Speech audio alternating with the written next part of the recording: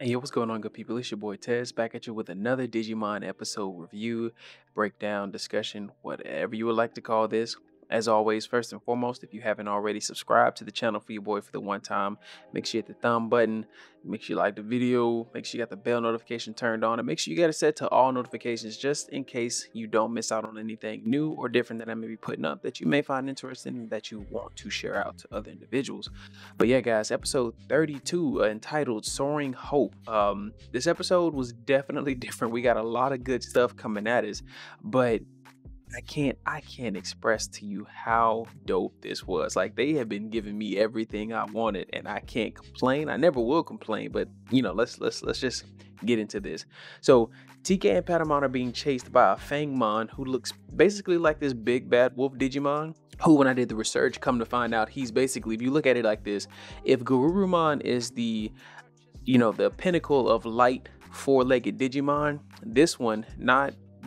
yes, Fangmon will be the polar opposite. He is probably the pinnacle of dark four-legged Digimon. That is excluding the dark Garurumon. Nah, because there's already one Garurumon, there has to be somebody completely polar opposite to that. But so Patamon and Tk basically try to stand off against it, and something goes wrong and he's unable to digivolve. So Fangmon goes in for the last blow, and they're rescued by Sora and Tai while on the Digimon Lopmon resurrected in our last episode. While cunning, Fangmon is able to somewhat, get away from the guy's attacks, but he's still evidently defeated. This one is defeated by Greymon and Bergermon.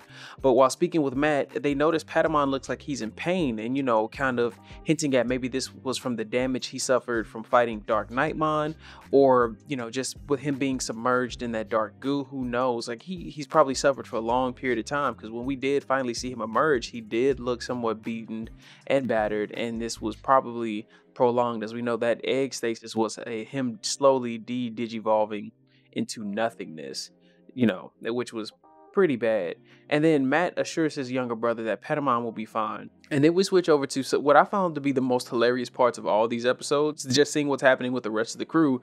Mimi is over here basically hosting a slugfest between Golemon and Togemon. Like, they both are throwing hands, like just mink, mink, mink, just fists going one after another right at each other, while a crowd of Gatsumon are on looking and cheering.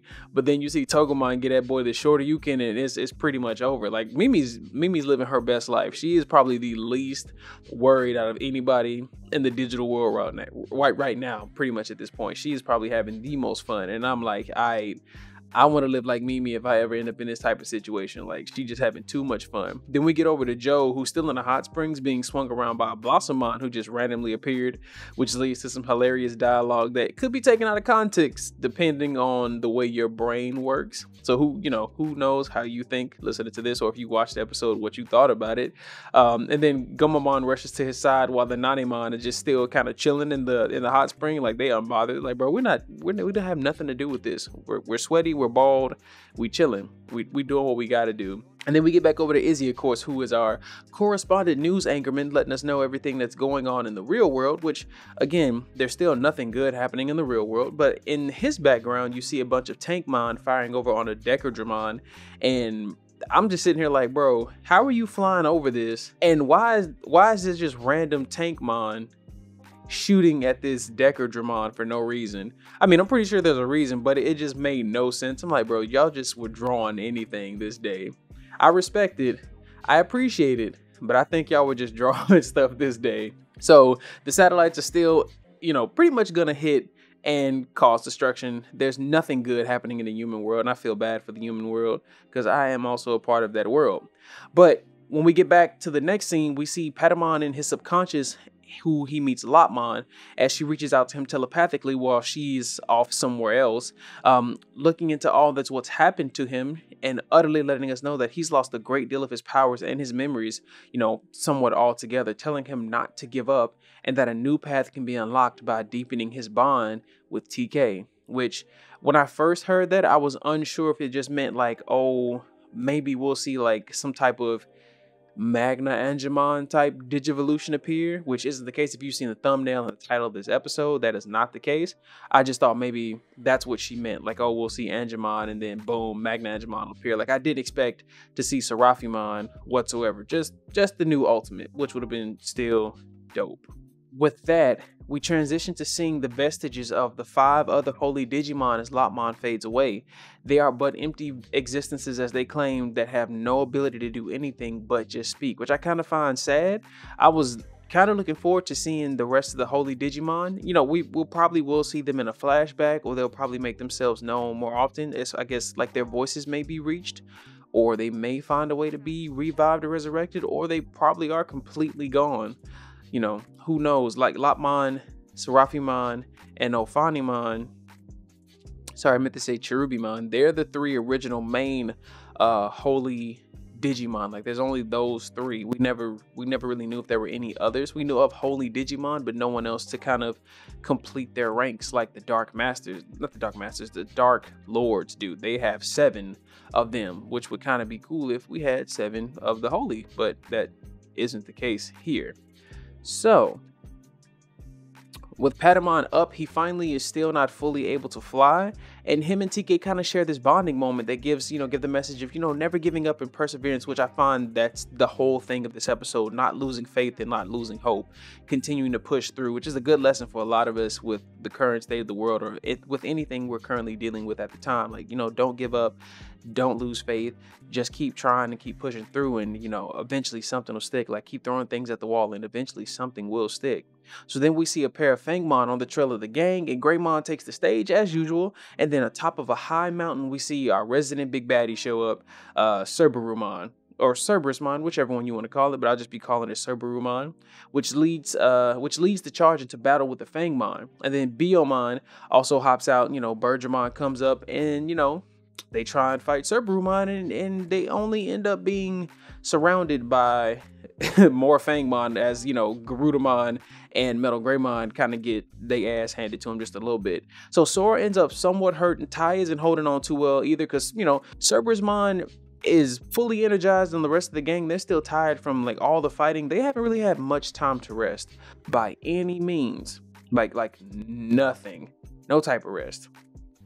And while everything's going on, Patamon stares upright at TK as he, his resolution, his resolve is kind of steadfast, and he's just like, I'm not letting this happen. Like, I may be little, things may seem bleak, but I'm not gonna lose hope. And TK is pretty much becoming that pillar for Patamon, and Patamon remembers Lopsmon's words about opening up a new path with his partner. And then that's when we get this flashback, unknown to himself, but to us, as he's a Serafimon surrounded in that dark liquid where he was when things went bad originally. We see him kind of turn into a dark Serafimon, and then digivolve slowly into Angemon, who was just suffering for who knows how long.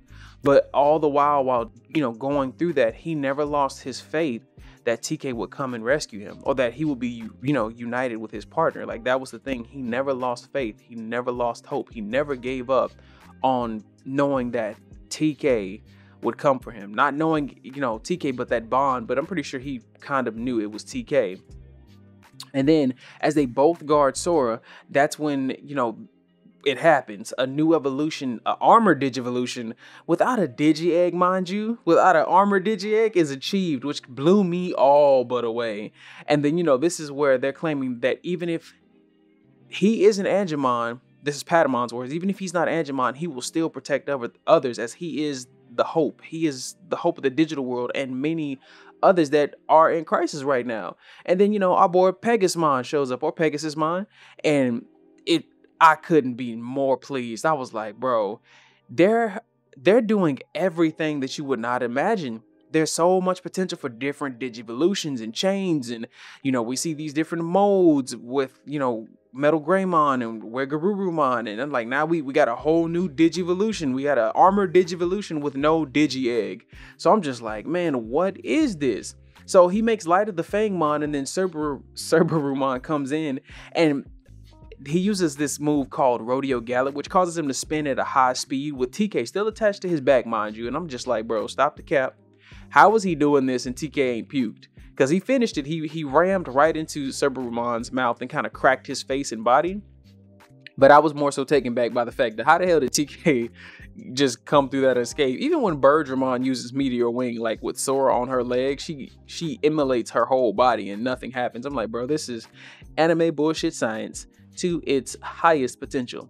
So with that being in mind, Bergermon and Metal Greymon assist Pegasusmon with finishing off Cerberumon. And I'm just like, dog, this was amazing to see our young Digidestin and his partner achieve such a great crowning moment. One for us who all know of Pegasusmon and how whack that second season of Digimon was until they started letting them actually digivolve. I'm hoping we don't see Neferitimon. I just couldn't.